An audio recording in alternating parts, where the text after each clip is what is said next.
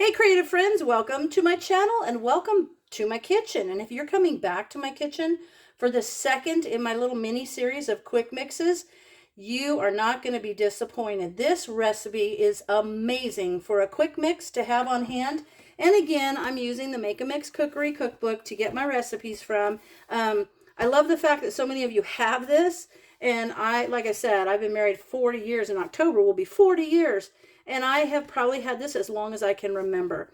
So I love this one. And the recipe, the mix that I'm going to do now is the cornmeal mix. What I love about this is that you only have to add an egg and milk to make cornbread. So it's going to be a terrific recipe for me to have when I'm camping, or even just at home if you want to make quick cornbread. You can make muffins. There's a recipe here for Dixie spoon bread. And of course, it's a great cornmeal topping on things like tamale pies or tamale casseroles. So what are my ingredients? 4 cups of all-purpose flour, a tablespoon of salt, 3/4 of a cup of sugar, and a 1/4 cup of baking powder, 1 cup of vegetable shortening, and that I like the Crisco, so I have my Crisco, and 4.5 cups of cornmeal, and I use this Alber's enriched yellow cornmeal. I just like that.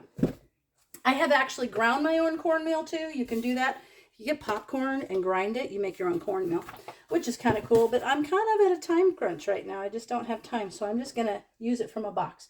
Super simple, though. In a large bowl, we're going to combine the flour, salt, sugar, and baking powder, and we're going to stir to blend. So there's the flour, and there's the salt, and there's the baking powder, and we're going to stir that to blend. And I showed you guys this cool, it's like a whip that I got a long time ago. It's got like a screen on it. I don't know where you'd ever get that. I got it at a really eclectic store, but if not, you can just use a whip to mix this. But I like it's got this little screen on there.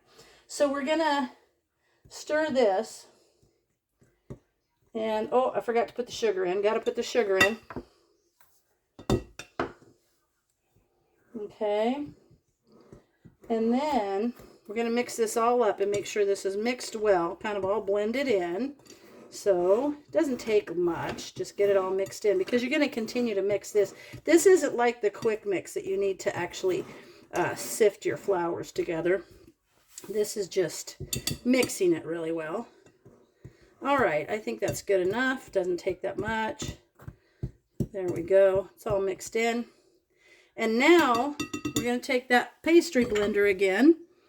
And we're going to, with a pastry blender, we're going to cut in the shortening. So I'm going to set my pastry blender there. I'm going to get my little shortening out of this little 1 cup measure. Pop that there. There we go. And now I'm going to just, like I did last time, I like to flick a little bit of the powder up on there, or the flour, and kind of get it so that it's not so sticky on my pastry cutter. And then just start cutting. And then you force it through your little blades. If you've never used one of these, it's kind of a weird thing to get used to. You have to kind of force the stuff through the blades, and eventually it will mix up. And now you want to keep doing this until it's kind of the consistency of the cornmeal. It's kind of like that. So it's a little bit sandy almost. So we're going to make sure that this vegetable shortening is evenly distributed throughout those powder ingredients, or dry ingredients. I always call them powdered ingredients. That's all right. See how you can tap that off and you can see that those that the vegetable shortening is getting worked in because it's no longer sticking between the blades of the pastry cutter. We'll give this a quick go over. This is going to be great because we're going to have steaks on the barbecue and cornbread kind of like from scratch. But it's like making your own box mixes almost, like you have it. But I love the fact that I know what's in it because all of these are pure ingredients. So that's cool. And this one is going to last about 10 to 12 weeks, just like the last mix. Okay, so I've got that pretty well mixed in. And you can see these are quick. In fact, these are going to be short videos for you to watch, you guys. Okay, there we go. And you got to be careful when you do this that you, like, You don't over blend it so that it actually starts making a dough, kind of forming like a pie crust dough. All right, so there's that. And then add the cornmeal and mix well. This is it. Cornmeal going in. We're going to mix it well, and I'm going to bring back this cool thing, but I'm going to take the end off, and I'm going to use that. Look at how great that mixes. If you have a whip, it works great. We're just going to continue to mix this until everything is blended in super nice. And then, of course, I'm going to write my recipes, or just remember, the key is to remember to take the recipe book. If you don't take the recipe book, you're kind of in a pickle, unless you can just invent your recipes with this. But, all right, getting it nice and mixed up so that it comes up and you don't get any big white clumps of the flour.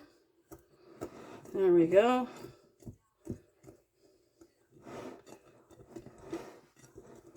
So mix that nice.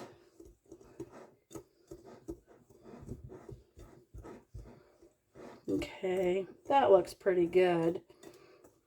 And of course you can shake it in the, I put mine in a bag. You can store this in an airtight container. Half-gallon canning jars are awesome for this. And you do want to kind of keep it in the fridge, really, because, I mean, no, you don't have to, but it lasts longer in the fridge. If you put it in an airtight container, you just want to store it in a cool, dry place.